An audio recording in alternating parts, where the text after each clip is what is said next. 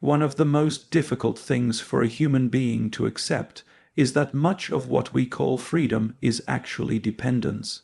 We believe we are independent because we make our own decisions, choose our own goals, and live according to our own preferences. But look more closely, and you may discover something uncomfortable. Your mood can be controlled by a stranger's opinion, your confidence can rise or collapse because of someone's reaction, and your entire day can be shaped by whether someone gives you attention. This is where detachment begins. Detachment does not mean becoming emotionless. It does not mean abandoning everyone, becoming arrogant, or pretending that you do not care about human connection. It means refusing to surrender control of your inner world to other people. You can care about people without becoming dependent on their approval. You can love people without allowing their opinions to determine your identity, and you can listen to criticism without immediately allowing it to become a verdict about your worth. Think about how much energy people spend trying to be understood. They explain their intentions, they defend their choices, they justify their ambitions. They try to convince people that they are good, intelligent, loyal, capable, or worthy. And the more someone questions them, the more they explain. But there is a psychological trap hidden inside this behavior. The moment you become desperate to convince someone of your value, you have already given that person power over you. You are no longer simply living, you are performing. You are waiting for an audience to approve of the person you are becoming. This is one of the greatest obstacles to success because meaningful achievement requires periods in which nobody understands what you are doing. There will be moments when your goals look strange to other people. There will be people who think you're wasting your time. There will be friends who do not understand why you are changing. There will be people who become uncomfortable when you stop behaving according to the version of you they were accustomed to. And this is where many people retreat. They mistake resistance for evidence that they are wrong. But sometimes resistance is simply the psychological discomfort created when you stop being predictable. Every relationship develops expectations. People become accustomed to your behavior. If you are always available, they expect availability. If you always say yes, they expect agreement.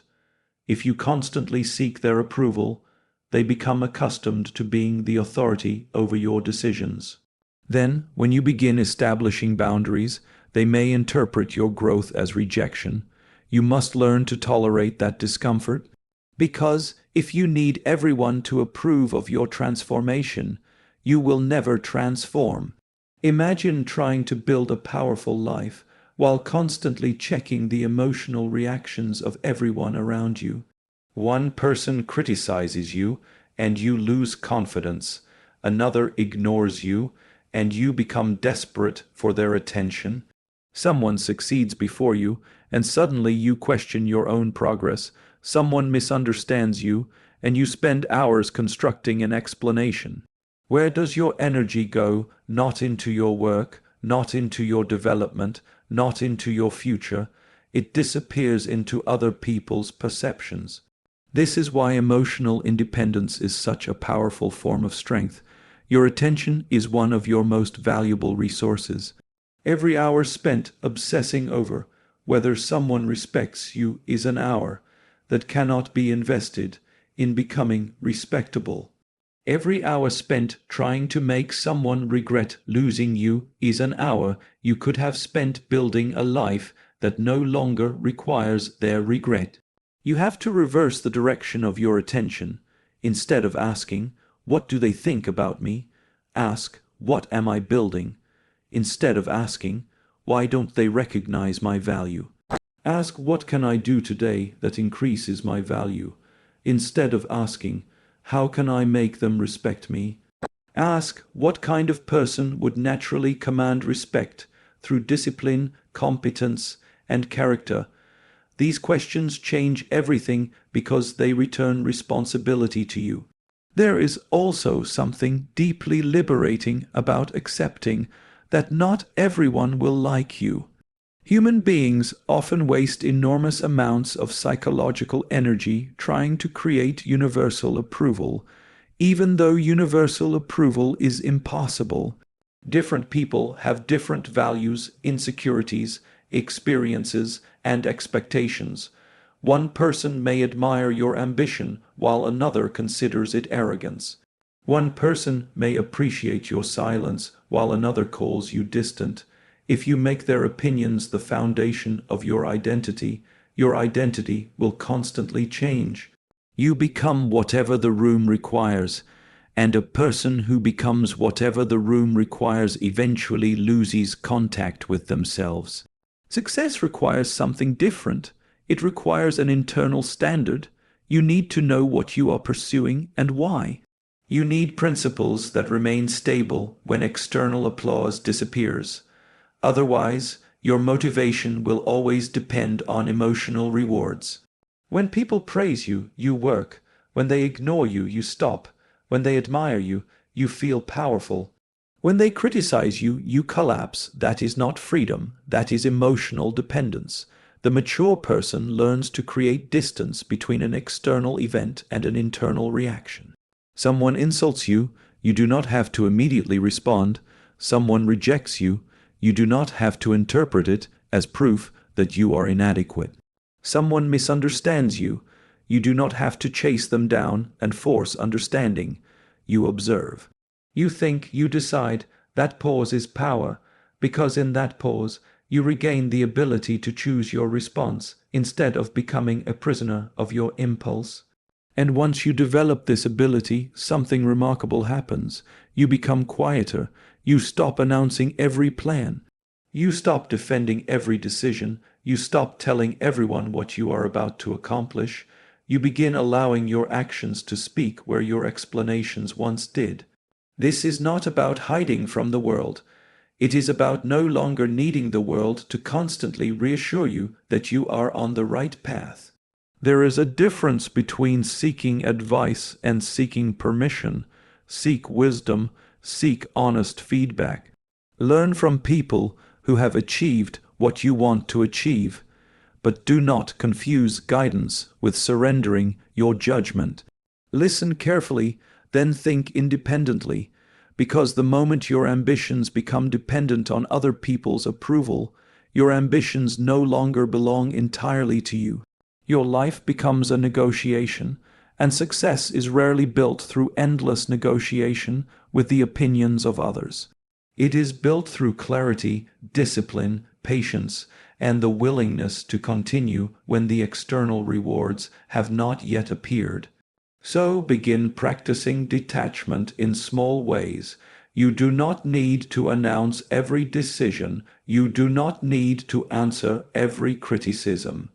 You do not need to correct every misunderstanding. You do not need to chase every person who walks away. Let some people misunderstand you. Let some people underestimate you. Let some people leave. Your responsibility is not to control their perception of you. Your responsibility is to control the person you become.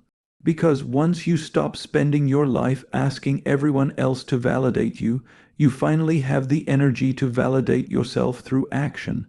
Once you stop depending on other people's approval, you begin to notice something even more important. How much of your energy is being consumed by people who have nothing to do with the future you are trying to build. This is where most people misunderstand detachment. They imagine that detachment means becoming cold, distant, or indifferent. It does not. True detachment is much more disciplined than that. It means learning how to care without becoming consumed, how to listen without absorbing everything, and how to remain connected to people without allowing their emotions, expectations, and chaos to take control of your mind. Your attention is a limited resource. Every day, you wake up with a certain amount of mental energy. You can spend it building something, learning something, solving problems, improving yourself, or you can spend it reacting to other people's moods, arguments, complaints, emergencies, opinions, and expectations, And the dangerous part is that emotional distractions rarely announce themselves as distractions. They often arrive disguised as relationships. Someone calls you with another problem. Someone wants your immediate attention. Someone creates unnecessary conflict. Someone expects you to explain yourself. Someone repeatedly crosses a boundary and then acts offended when you establish one. Someone brings you gossip and invites you into a conflict that has nothing to do with your life. You tell yourself it's not a big deal, but these small interruptions accumulate. You may lose 10 minutes here, 20 minutes there, an hour thinking about something someone said. Then you go back to your goals, but your mind is no longer completely there.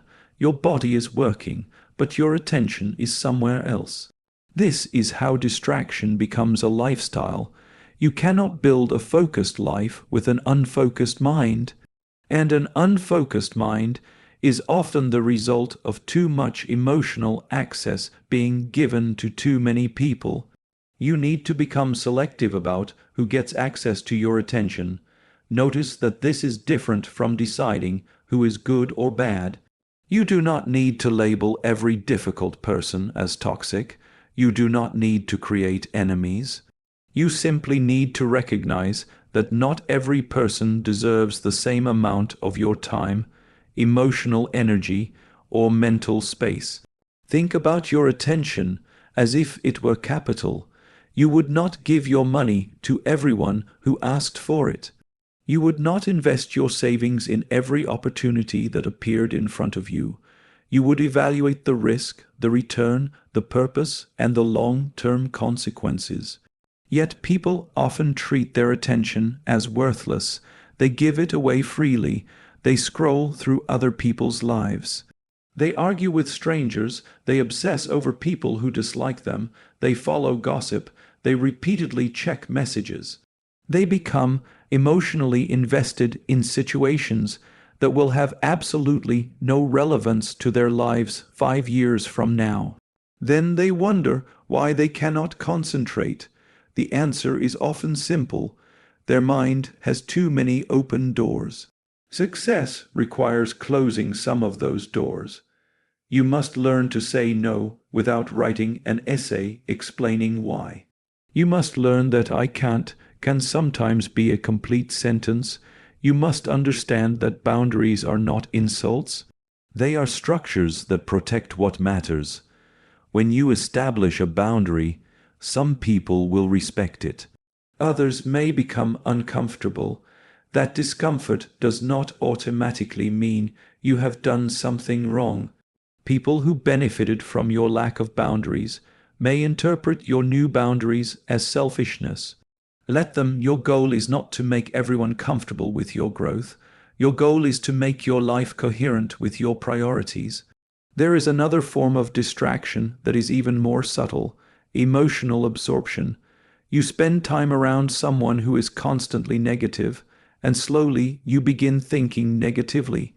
You spend time around someone who is obsessed with status, and suddenly you start comparing yourself. You spend time around someone who constantly complains, and eventually you begin seeing problems everywhere. Human beings are psychologically influenced by their environment. We absorb patterns, attitudes, expectations, and emotional states from the people around us. This is why the quality of your environment matters. You do not have to become paranoid about other people. You simply have to become observant. Ask yourself, after spending time with this person, do I feel clearer or more confused? More disciplined or more distracted? More ambitious or more cynical? More peaceful or more reactive? The answers tell you something. Sometimes the healthiest response is not confrontation, it is distance. You do not always need to announce that you are distancing yourself from someone. You do not need a dramatic final conversation. You can simply reduce access, respond less frequently, stop participating in pointless arguments, refuse invitations into unnecessary drama. Keep your conversations respectful but limited. Silence can be a boundary. Distance can be a strategy. and absence can create the space necessary for your mind to recover. This becomes especially important when you are pursuing something difficult. If you are trying to build a business, master a skill, improve your finances, create something meaningful, or transform your character, there will be periods when your attention needs to become unusually concentrated. You cannot give the same amount of energy to everything. Every yes contains a hidden no.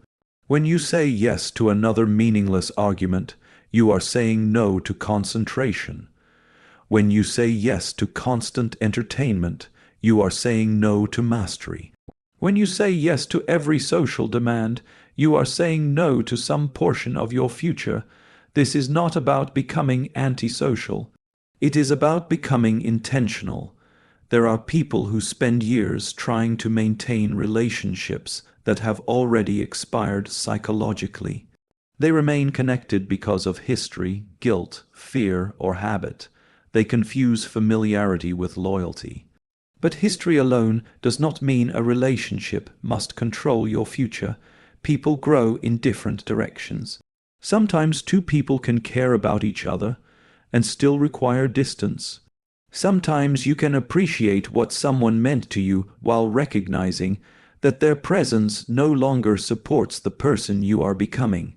That realization can be painful, but growth often requires accepting uncomfortable truths. You cannot carry every person with you into every chapter. And this is where emotional maturity separates itself from emotional dependency. Dependency says, I need everyone to remain close to me.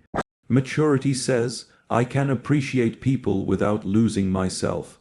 Dependency says, if they are upset, I must fix it.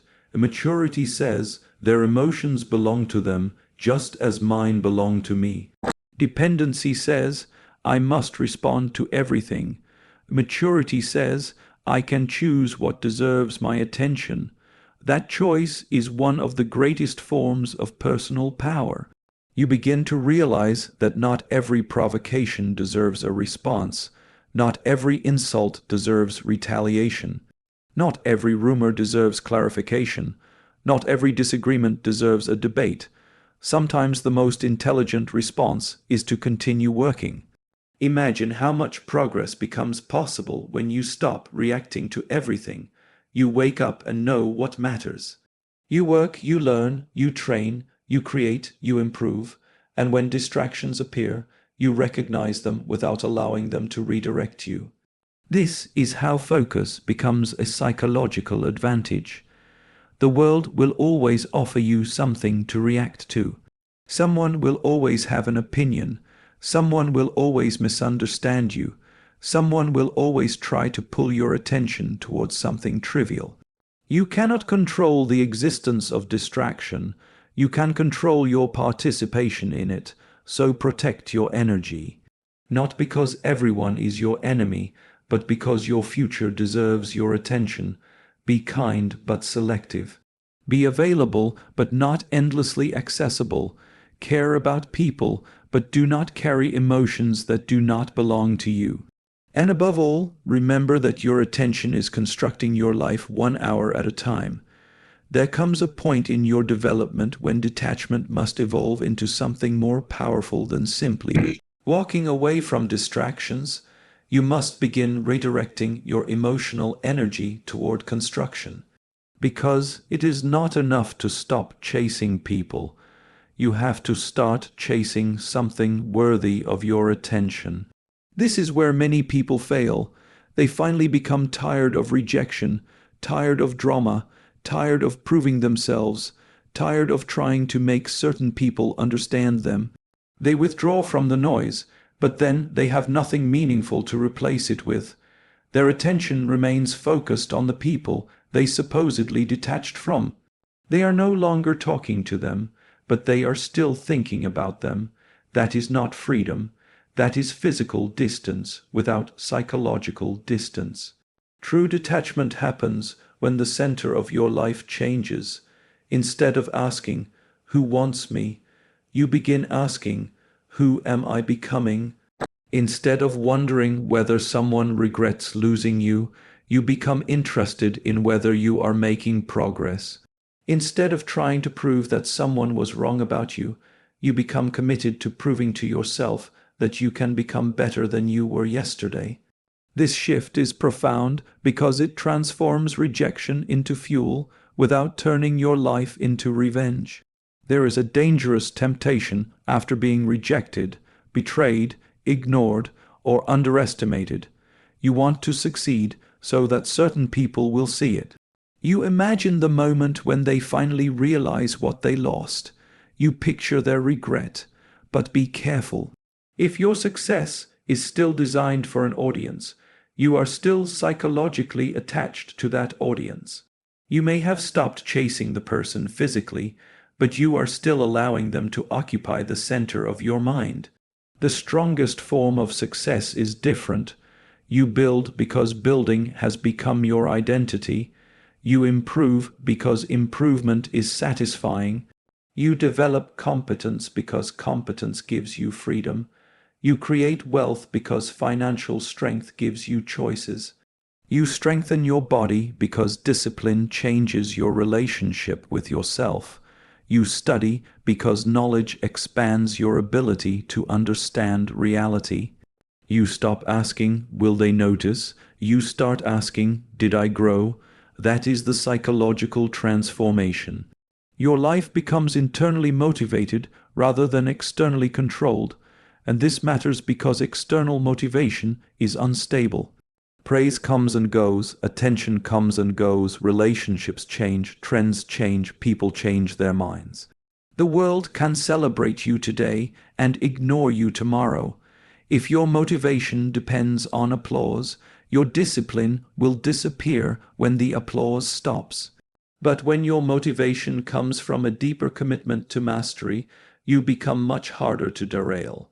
You begin to understand something that most people discover too late. Your greatest investment is yourself. Not your image, not your reputation, not the number of people who want access to you, your skills. Your judgment, your discipline, your ability to remain calm, your ability to create value, your ability to recover after failure. These are assets that cannot easily be taken away from you. People can leave. Opportunities can disappear, relationships can end, plans can fail, but what you have developed within yourself remains available for the next chapter. This is why you should stop measuring your life through people. A person can have hundreds of followers and still lack direction. Someone can be surrounded by friends and still be deeply insecure. Someone can be constantly desired and still have no meaningful purpose. External attention is not the same thing as internal value, and once you understand this, your relationship with solitude changes. You stop seeing being alone as evidence that something is wrong with you. You begin seeing solitude as an environment for development. In solitude, you can hear your own thoughts without the constant interference of other people's expectations. You can examine your habits. You can ask difficult questions.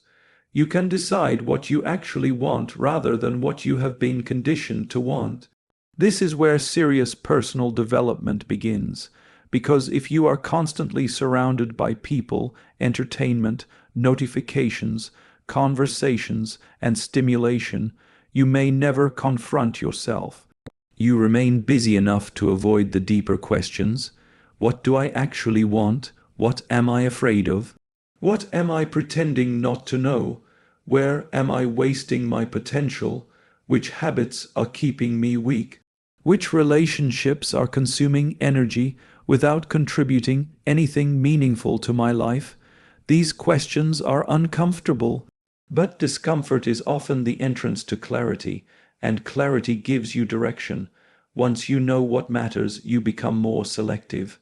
You no longer need to participate in every social event. You no longer feel obligated to respond to every message immediately. You no longer feel guilty for spending an evening alone working on something important. You understand that every period of concentrated effort requires sacrifice. You cannot become exceptional while demanding that your life remain constantly comfortable. There will be seasons when you must say no. No to distractions, no to unnecessary relationships, no to temporary pleasure, no to people who repeatedly pull you backward, and sometimes, most importantly, no to the version of yourself that wants everything immediately. Success is rarely dramatic in the beginning. It is repetitive. It is waking up and doing the work when nobody is watching. It is reading when nobody cares. Practicing when nobody compliments you, saving money when nobody sees the sacrifice, learning a skill while everyone else is entertaining themselves. Building quietly while people assume nothing is happening.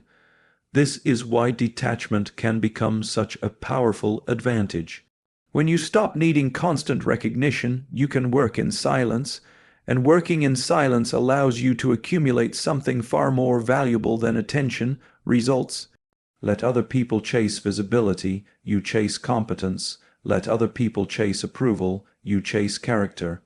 Let other people chase temporary excitement, you chase long-term freedom. There is also an important distinction between ambition and obsession. Focusing on success does not mean destroying your relationships or treating people as obstacles. Human beings need meaningful connection. The goal is not to become incapable of love. The goal is to stop making other people the measurement of your existence.